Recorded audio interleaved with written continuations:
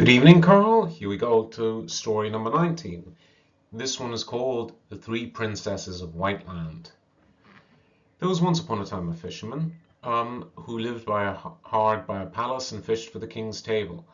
One day he was out fishing, but caught nothing at all. Then do what he might with a rod and line, there was never even so much as a sprat in his hook. But when the day was well nigh over, a head rose out of the water and said, "If you will give me what your wife shows you when you go home, you will catch fish fast enough." So the man said yes, and in a moment he caught fish in a plenty. When he got home at night, his wife showed him a baby which had just been born, and he fell a weeping and a wailing because he told her the promise which he had given, and he was very sad. All this was soon told to the king at the palace, and when he heard the sorrow the woman was in, and the reason of it, he said himself he would take care of the child and see if he could not save it. The baby was a boy, and the king took him in at once and brought him up his own son until the lad grew up. Then one day he begged leave to go out with his father to fish. He had a strong desire to do this, he said. The king was very unwilling to permit it, but at last the lad got leave. He stayed with his father, and all went prosperously and well with them the whole day, until at last they came back to the land in the evening. Then the lad found he had lost his pocket handkerchief and would go out in the boat after it. But no sooner he got in the boat than he began to move out with him so quickly that the water foamed all about, and all the lad did to keep the boat on track with the oars was done to no purpose, for it went on and on through the whole night, and at last he came to a white strand that lay far, far away. There he landed, and when he had walked on for some distance, he met an old man with a long white beard. "What is the name of this country?" said the youth. "Whiteland," answered the man, and he begged the youth to tell him whence he came and what he was going to do, and the youth did so. "Well then," said the man, "if you walk further on the seashore here, you will come to three princes who are standing in the earth so that their heads alone are out of it. The first one will call you, she is the eldest, and she will beg you very prettily to come to her and help her. The second will do the same, but you must not go near either of them. Hurry past, if you neither saw nor heard them, and you go to the third and do what she bids you. It will bring you good fortune." When the youth came to the first princess, she caught him and begged him come to her very prettily. He walked on as if he had not even heard her. And he passed by the second the same, but went up to the third. "If thou wilt do what I tell thee, thou shalt choose among us three," said the princess. So the lad said he was most willing, and she told him that three trolls had planted all three of them in the earth, but formerly they had dwelt in the castle, where he could see in some distance in the wood. "Now," she said, "thou shalt go to the castle, and let the trolls beat thee one night for each of us, and if thou canst put into that, thou wilt set us free." "Yes," said the lad, "I will certainly try to do so." "When thou goest in," continued the princess, "two lions will stand by the doorway, but if thou only goest straight between them, they will do thee no harm. Go straight forward in a small dark chamber. There thou shalt lie down. Then the troll will come and beat thee, but thou shalt take the flask which is hanging on the wall, and anoint thyself wherever he has wounded thee, after which thou shalt be well as before.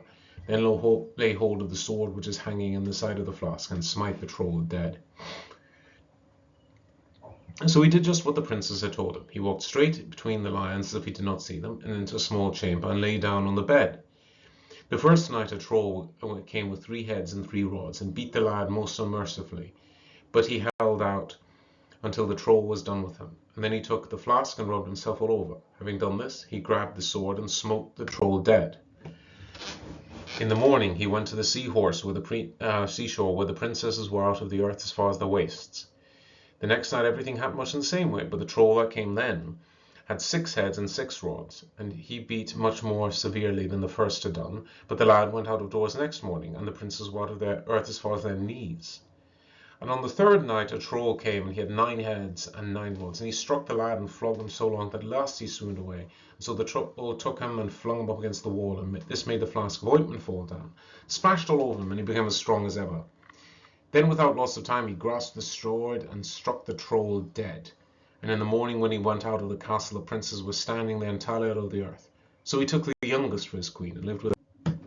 At last, however, he took a fancy to go home for a short while time to see his parents. His queen didn't like this, but when his longing grew so great he told her he must and would go. She said to him, "One thing shalt thou promise me, and that is, to do what thy father bids thee, but not what thy mother bids thee."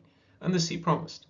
So she gave him a ring to enable him who wore it to obtain 2 wishes. He wished himself home, and instantly found himself there. But his parents were so amazed at the splendor of his apparel that their wonder never ceased. And when he had been home for some days, his mother wanted him to go up to the palace to show the king what a great man he'd become. The father said, "No, he must not do that, for if he does, we shall have no more delight in him this time." But he spoke in vain, for the mother begged and prayed until at last he went. When he arrived there, he was more splendid, both in raiment and all else, than the other king, who did not like it, and said, "Well, you can see what kind of queen mine is, but I can't see yours. I do not believe you are such a pretty queen as I have.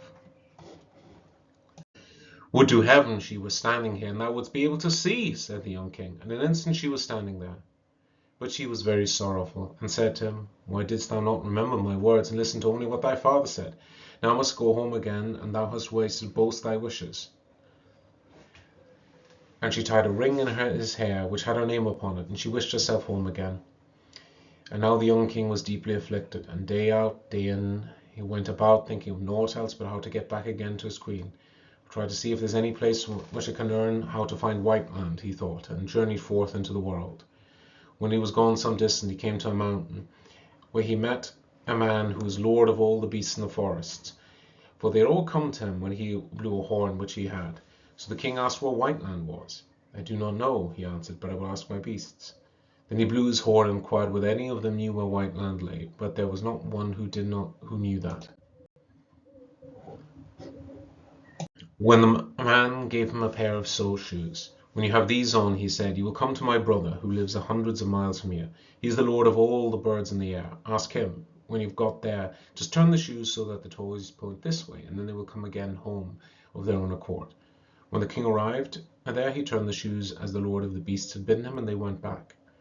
And now he asked once more of the Whiteland, and the man summoned all the birds together and inquired if any of them knew where Whiteland lay. No, none knew this. Long after the others there came an old eagle. He had been absent 10 whole years, but he too knew no more than the rest.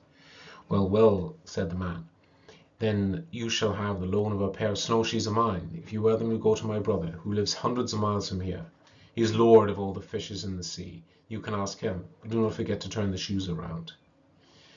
The king thanked him, put on the shoes, and when he had got to him who was lord of all the fishes in the sea, he turned the snowshoes around, and back they went just where the others had gone. He asked once more where Whiteland lay. The man called the fish together with his horn, but none of them knew anything about it. At last came an old pike, which had great difficulty in bringing home to him. When he asked the pike, he had said, "Yes, Whiteland is well known to me, for I have been cook there these last 10 years. Tomorrow morning I will go back there, for now the queen, whose king is staying away, is to marry someone else." "If that be the case, I will give you a piece of advice," said the man. "Not far from here on a moor stands 3 brothers who have stood there 100 years fighting for a hat, a cloak, and a pair of boots. If anyone has these things, he can make himself invisible. If he desires to any place, he has but to wish when he is there. You may tell them that you have the desire to try these things, and when you are able to decide which of the men is to have them." So the king thanked him and went and did what he said. "What is this that you've been standing fighting about forever and ever?" said he to the brothers. "Let me make trial of these things, and I will judge between you." They willingly consented to this, but when he got the hat, the cloak, and the boots, he said, "Next time we meet, you shall have my decision," whereupon he wished himself away. "To Whiteland," said the king, and then related what happened to him. While he was going quickly through the air, he fell in with the north wind. "And where may you be going?" said the north wind. "Well," said the north wind, "you can easily go a little quicker than I, for I have to huff and blow into every corner, but when you get there, place yourself on the stairs by the side of the door, and then I will come blustering in as if I wanted to blow down the whole castle. When the prince who is to have your queen comes out to see what is astir, just take him by the throat and fling him out, and then I will carry him away from the court." As the north wind had said, so did the king. He stood upon the stairs, and when the north wind came howling and roaring, he caught the roof and walls of the castle till they shook again. The prince went out to see what was the matter, but as soon as he came, the king took him by the neck and flung him out. And the north wind laid hold of him and carried him off.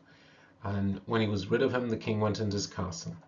At first the queen did not know him, but she was grown so thin and pale for having travelled so long and so sorrowfully. But when she saw her ring, she was heartily glad. And then the rightful wedding was held, and held in such a way that it was talked about far and wide. The end, Carl. Can't say I like this one as much as I do the others. But I do like the North Wind, the Strange World of Whiteland, the 3 brothers, and all this. Love you to pieces. Hope you enjoy this. See you tomorrow.